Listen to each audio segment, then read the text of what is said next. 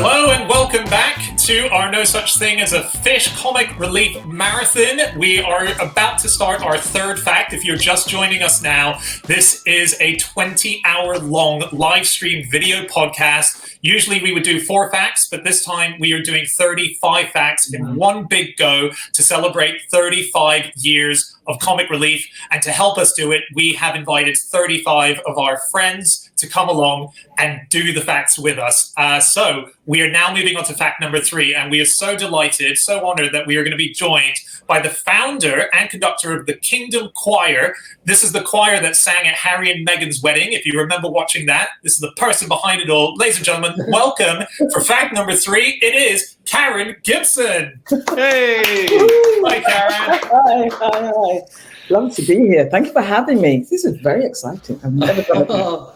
You've not done this before. Okay, what have you got for us? What's your fact? All right, so my really amazing, interesting fact is that, well, we all know Dr. Martin Luther King. We don't know that he was great friends with Mahalia Jackson, the great gospel singer.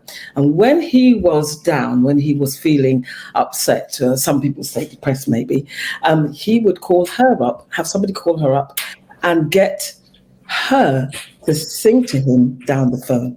And that would relieve him and make him feel all better. The power of music. Imagine that. Do you think anyone else does that? Do you think, like, if, I don't know, say Joe Biden's feeling down, he can call up Rihanna or Katy Perry? Just have some tunes? I think maybe not Rihanna. Maybe he likes Rihanna. You can probably get a whole menu of options. You know, if you want to feel uplifted, please ring so and so. If you want to feel gloomy, please ring Ed Sheeran. If you want to feel, you know, You didn't say that, really, did you? Yeah. Didn't Katy Perry used to sing gospel? Am I making that up? No, not at all. She used to be a worship leader, which is a little bit different to gospel. So gospel tends to be praise, can be ballady, but worship music is directed to God. Oh, really? So gospel music tends to be me encouraging the listener, asking the listener to join in, but worship gets you into a space with God himself. So that's what she used to do. Mahalia Jackson she is the most famous gospel singer ever, are we saying? She's definitely top 5, isn't she? I think so. I think she's the most famous. Yeah. And she also, I didn't realise she did have this incredibly close relationship with Martin Luther King, and even is responsible for the I Have a Dream speech. Isn't that amazing? A lot of people don't know that. That's extraordinary. Well, what do you mean, Anna? Are you saying it was her dream, or it was? He stole it. Yeah, he said she has a dream. My friend had a dream. And That was the first draft, yeah. Well, do you know the story, Karen? Yeah, I know the story. Known it for a while. So he is at the rally that was August the 28th. You know, the march to Washington, 1963, and she's standing on the podium, I think to his left, and he's in the middle. So he's got a written speech.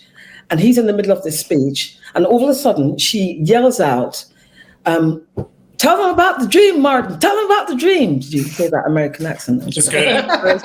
And you think that, you know, he's speaking to 300,000 people, and you think that maybe he would ignore her, but it says something about their relationship that actually he then does go into the dream, tells them about the dream that he wants for his children, and what he wants for his future concerning, you know, togetherness and you know, racial, you know, embracing one another. I think that's what he's talking about. Is it had he had that speech to hand, like he'd done it before maybe, and he decided to do it, or no? The story is that he was doing his speech, and it was mid-speech that she yelled out, "Tell him about the dream," and he sort of put the papers down and went, "I had a dream," and sort of like, That's so cool. But what we're not sure about is if it was a literal dream that he had, or if it was a conversation they'd had, or you know, where that dream came from. She just said tell them about the dream. What if she was talking about a different dream? Yeah, the one with the dragon. That's possible, but I think this dream works out. I think it works out. We're still remembering it 58 years later, so I think it's all right. Yeah, Sure. She got lucky. Yeah, I think they think maybe that he'd mentioned it in different contexts at smaller rallies, and because she accompanied him to a lot of places, she'd heard him mention it. But apparently the speech that he was going to make that day was kind of dry.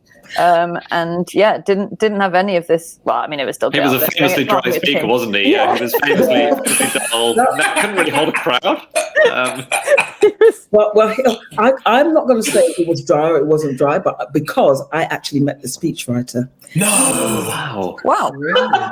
Cool. Back in 2012, one of my school choirs, Clarence B. Jones, lovely guy, sung for him at the British Library. Wow. And they sung for him, I think he was on tour, and they sung "We Shall Overcome." And he was so moved that he came on stage in tears and sung with the girls. And it was a very, very special. So I'm not going to say that the speech was dry. I think it was Andy who said that, wasn't it? I feel like I remember something like Martin Luther King, the day before he died, had a pillow fight, I believe. Do you remember that? I think he was in a hotel with some friends and they got into a pillow fight, which is a very strange thing to picture him doing. Well, that sounds like a lot of fun and probably a much needed stress reliever. Yes. That's for sure. Interesting times.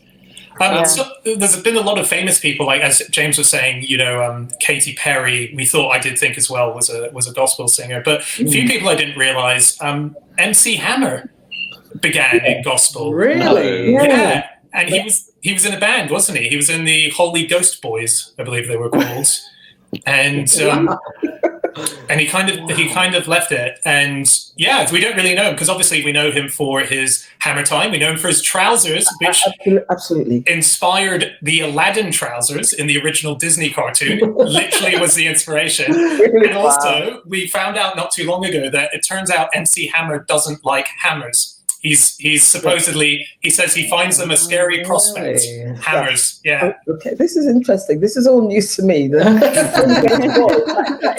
That's very interesting. I think he's gone back to church since his MC Hammer days. So I don't know if he's still wearing the trousers though. He's gone back. I think he's a preacher.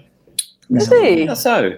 Well, Kanye West has taken up preaching. I know he's sort of taken up everything in some ways, but you don't seem delighted about this. He runs his own church service every Sunday, which I didn't know. Sunday service. Actually, he's doing a great thing for gospel music and bringing gospel music back to the fore in America, and he's very inspiring to gospel singers and soul singers.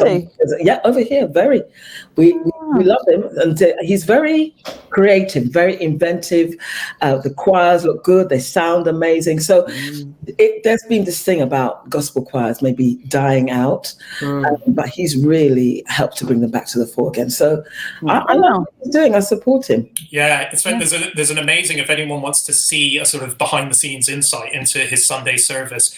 On Netflix, there's this David Letterman show, which is My Next Guest Needs No Introduction is the title. And he talks to Kanye, and Kanye brings him into this church service gospel thing. And it's basically improv to an extent because they're singing a tune and Kanye's rapping over it. It's stunning. I mean, it's absolutely stunning to watch. And his last album, I think, incorporated the choir as the backup for his album. Yeah. Karen, can I ask you, I don't know how much you're allowed to say about it because of NDAs and so on, but can you tell us something about the experience of having the world hear your choir at a royal wedding? I mean, what an event. Yeah, it was quite incredible. I would call it a pivotal moment in my life. And I judge things by pre-wedding and post-wedding. But yeah, it was a beautiful day. Really, really gorgeous. We felt very honored, very privileged. I don't remember being scared, but I just remember being escorted from London, our coach being, police escorted, and the choir being so giddy and people singing all the way there, and the sun decided to come out on the day. It was just amazing. But I have to say, I had no idea that there were nearly 2 billion people listening. I can't compute it. Wow. Oh my goodness. Because Dan, that's that always thing that you say about the most watched thing of all time. Like your theory was that it was the 2012 Olympics or something, maybe.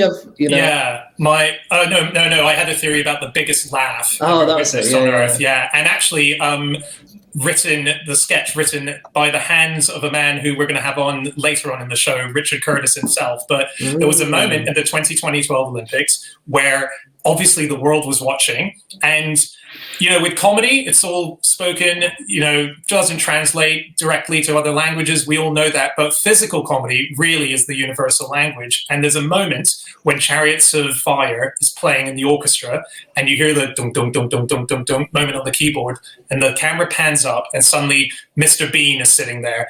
And I believe that if aliens were passing our planet at that point, they would have heard the sound of laughter globally, because everyone would have laughed at that moment. Yeah. I think it's the biggest laugh in history. But it's like the whole world sort of having the same feeling, and probably the same. 2 billion is just an unbelievable number of people. Like you can't put billions in your head. It's impossible. I think even now we're only playing to 1 billion maximum. an upper limit on the I found out about another Rosetta Tharpe. She was gospel sometimes, wasn't she, Karen? She's meant to be the godmother of rock and roll. Yeah, she was this bridge between the two, the sacred and the secular. But she was fantastic because she played with an electric guitar, and she was really something. I used to watch a lot of her on YouTube, actually, weirdly, because you can't get good, high quality recordings of her performances because it's a long time ago.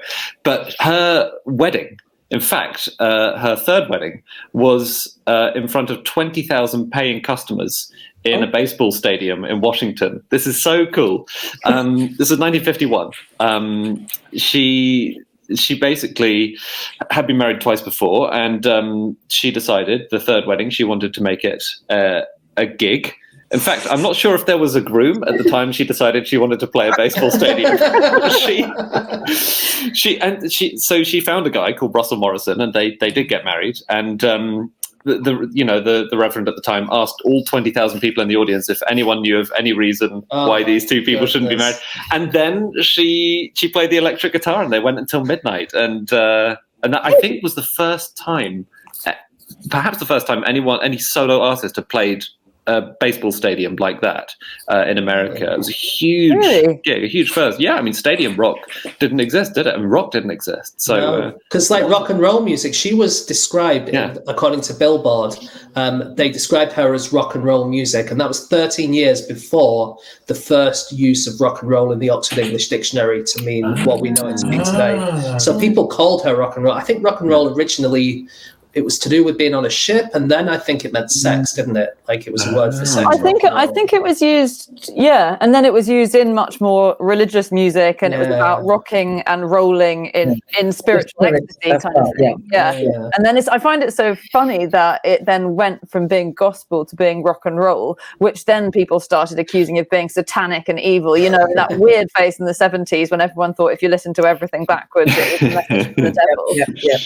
It all started out as holy music, and Elvis actually started with gospel, I think. That's right. I think the only 3 Grammys he got were all gospel music. Really? Wow. So Right. But she was a very clever woman, clearly. Rosa, I could take a leaf out of her books, I don't think she ever played to 2 billion. That's a big baseball stadium, isn't it? It really is. Wow. Do you know the very first woman to be inducted into the Rock and Roll Hall of Fame was Aretha Franklin, who has big gospel background as well. Her album Amazing Grace was a big hitter, and Amazing Grace is obviously one of the great gospel tunes that we have. I read this amazing story that when she was recording the album, they recorded it as a documentary. They filmed it as a documentary. That's right. Yeah. And it never got released. It has been released now, but very recently, but it was decades. Do you know the story why it wasn't released? No, I don't know why. I've watched the documentary.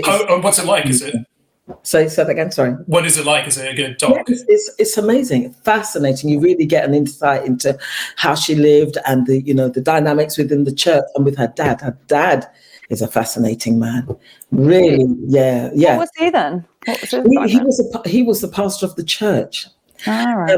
But what's also really interesting is that she had another sister who could sing, and I think she was her producer for a little bit, but very, very talented and released music. But she kind of faded into the background because she had this sister who just overshadowed her whole life.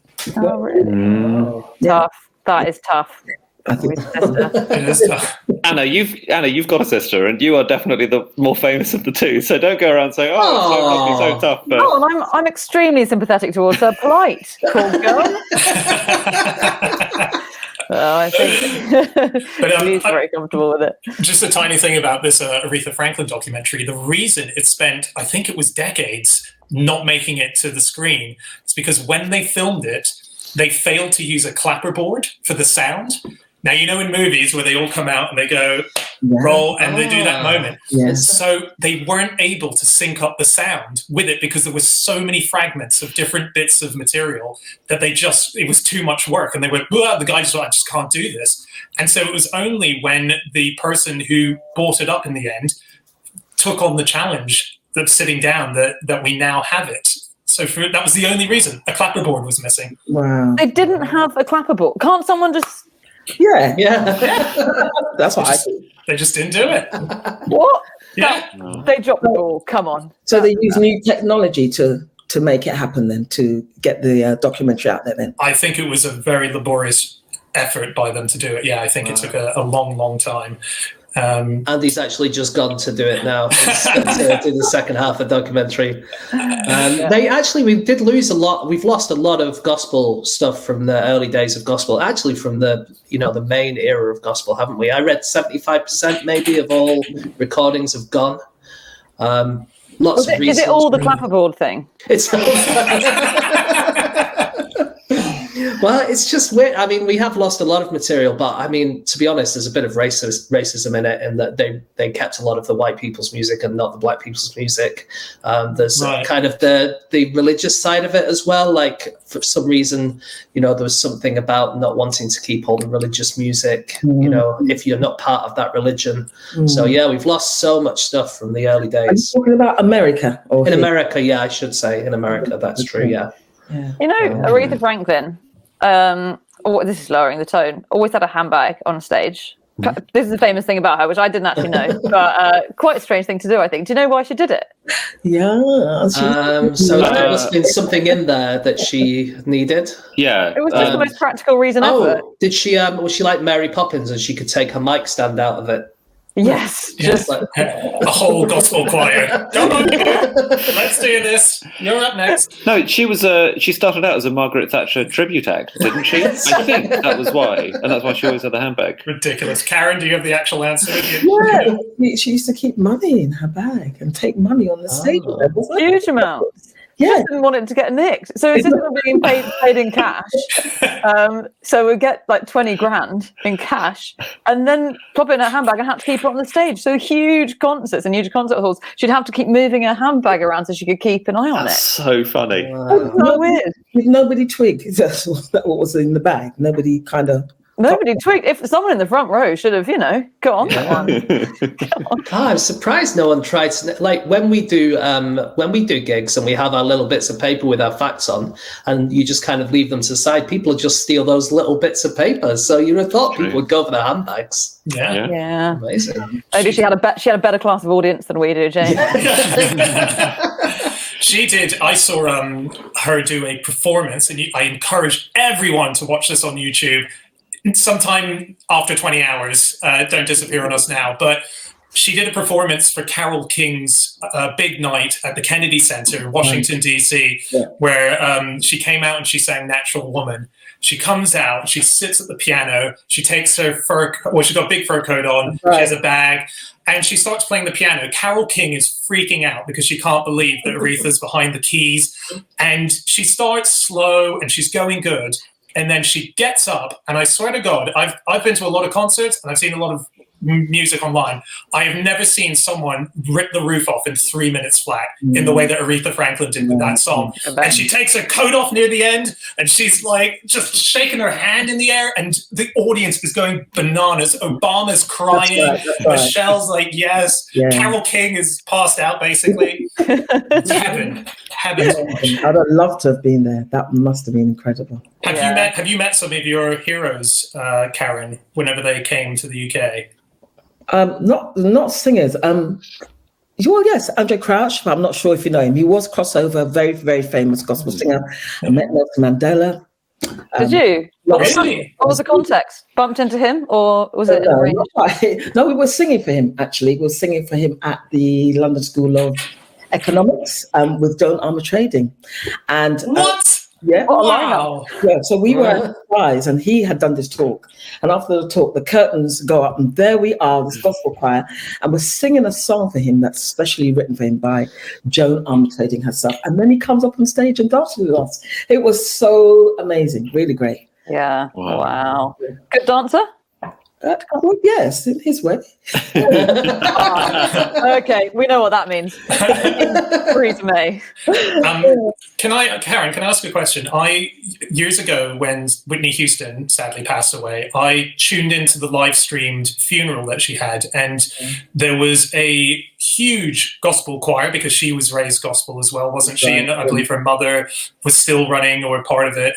Yeah. And I don't know what the song it is that I heard, but the songs, I was stunning. They went on for like 15 minutes, and they just kept getting bigger and bigger, and then playing with the mood. Is that a typical thing for? It was so joyous to see that at a funeral as well. Everyone was in such a mood. Yeah, that's right. It's again, it's the power of music, but particularly gospel music. Very, very inspirational. And I do remember as a child that we could sing a 4-line chorus for about 20 minutes flat, clapping hands, playing tambourine, dancing and stamping, and it was incredible, and it would get more and more and more heightened, So yeah, those are great memories. And if you look on our website, actually, you've got a little clip of us doing that, just letting loose. We're at a photo shoot. Somebody starts singing, and it all kicks off, and it's absolutely fabulous. But yes, that is the nature of gospel. Yeah, and the power of music as well. And I think if we can just say one more time to the people watching, if you can give some money to Comic Relief, one thing that they do is they give money to community choirs around the UK, and that is really useful for people who are feeling, especially at the moment, feeling very isolated, very lonely. So that's really one good way that Comic Relief do use their money. So just like you say, Karen, it can really kind of help people kind of just like singing together. Is there a thing about it kind of gets your heartbeat in rhythm as well, like choirs? Absolutely, there is something about the heartbeat, and this is all scientific, that it helps with your endorphins, and I don't know. All I know is that people feel really good, and what happens with really good community choirs, they become like family. There's that connection, that thing of singing together and singing out, words, lyrics that are very, very positive about hope and peace and love and joy. And those things impact you. You sing them enough, it makes a difference. Yeah. Life-changing, actually. Let's all do it. Everyone at home, do it. Freak out your neighbours. Sing the same chorus for 20 minutes. I would be evicted with my voice. We should just quickly say, just a little update. We're past £27,000 on our Just Giving page. Thank you very much. Some people who've recently donated. Rachel Burns, thank you for your donation. Brian Bono, thank you for yours. Bono. That's actually Bono's first name. Is that Bono's first name? Wow. Yeah. Okay, Bono, thank you for tuning in. Marky Mark as well has just donated. I'm not even kidding. Marky Mark has donated. Obviously, different Marky Mark who's living in the Netherlands. And Carly as well. Probably Carly Simon, I imagine. Thank you, everyone who is donating to us at the moment. That's a huge amount, but we want more. So please keep giving it to us. Karen, we're going to have to wrap up with you in a second. Oh, really? It goes so quick. It goes too quick. It really does. Yeah. Can you tell us what your choir's up to in, you've got post-pandemic plans, or are you doing stuff online? Yeah, lots of stuff. We're writing music as we speak. There's something in the pipeline that I can't quite talk about yet because it needs to be greenlit. So new music, we've done the whole virtue video thing. That's done. But yeah, new music coming soon, a tour next year, a tour of England and I think possibly America. So yeah, lots of great things coming up and I can't wait. Very exciting. And thank you for agreeing to be our person who sings down the line to us when we're feeling down. It's in the contract. It was the third page. You didn't read that far. Sorry. Oh, really now? Okay. Well, I'll say goodbye now. Well, thank you so much to Karen Gibson and to everyone else who's watching. Stay tuned. We're going to go away for a couple of minutes now, but when we come back, it's going to be time for fact number 4 with Ian Hislop. See you in a sec.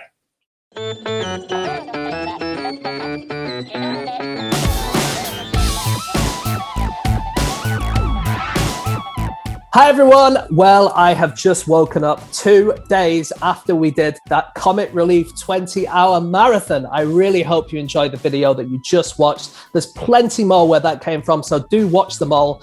But in doing so, we have a deal. You watch the videos, you also have to pay. So go to comicrelief.com/fish. The link is just down there. And please give us anything you can afford because all the money that you can send us will be given to amazing causes. Please, please do donate now.